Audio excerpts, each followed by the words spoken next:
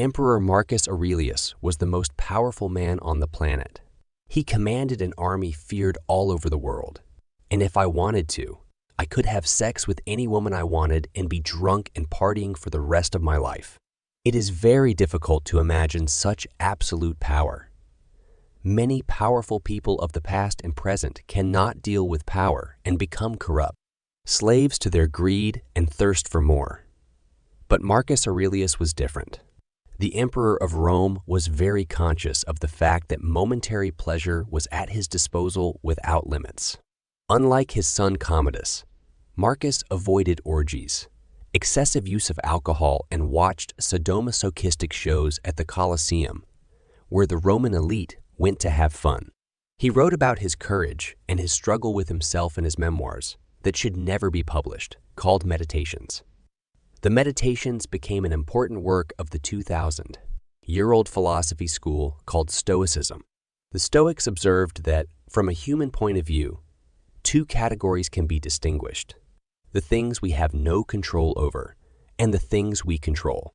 The Stoic philosopher Epictetus begins his work, summarized, with the basic principle of Stoicism, which is that most things simply do not depend on us and are not in our power.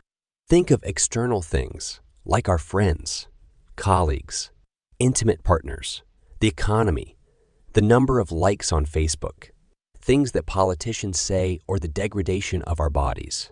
Yes, we can influence these matters, but even if we do it right, the economy can still collapse. Our money can be taken from us, and our intimate partners can betray us or die. Ultimately, there is nothing we can do to rule out bad luck. It sounds depressing and pessimistic, but don't worry. There are still aspects of our lives that depend on us. According to Epictetus, these aspects are our opinions, our own actions, or, in other words, the opinion we have about the world around us.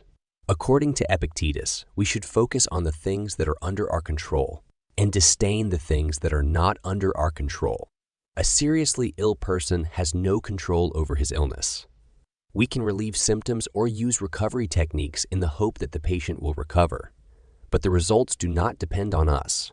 But this person can decide what position to take in relation to the state by fully accepting the disease, and also the possibility of death.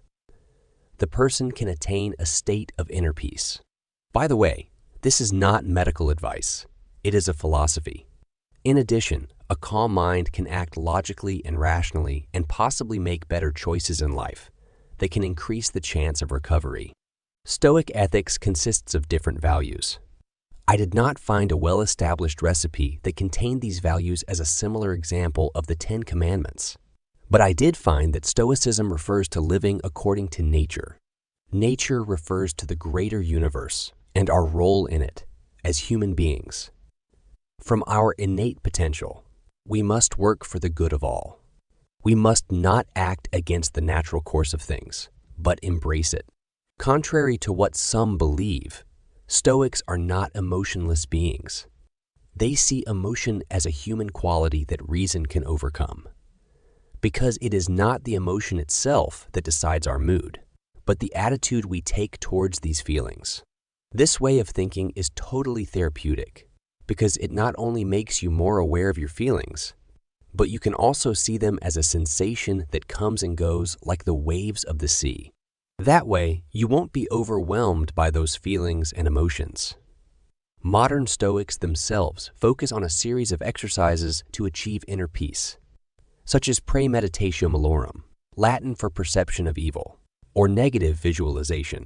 Every day, Marcus Aurelius met all kinds of people with whom it was not very pleasant to deal.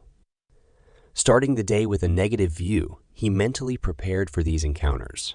He said to himself, "Today, I will find interference, lack of boldness, insolence, disloyalty, ill will, and selfishness, all because of the ignorance of my dissidents about what is good or bad." The Stoic often remembers that life is temporary. What is called memento mori? Remember that you will die, so he will not waste time on trivial things. That is my understanding. He also does not take life seriously. Another exercise, called the vision from above, makes us see ourselves from the cosmic point of view, to realize how small and insignificant we are compared to the vastness of the universe. Indifference is strength. The Stoics know it well.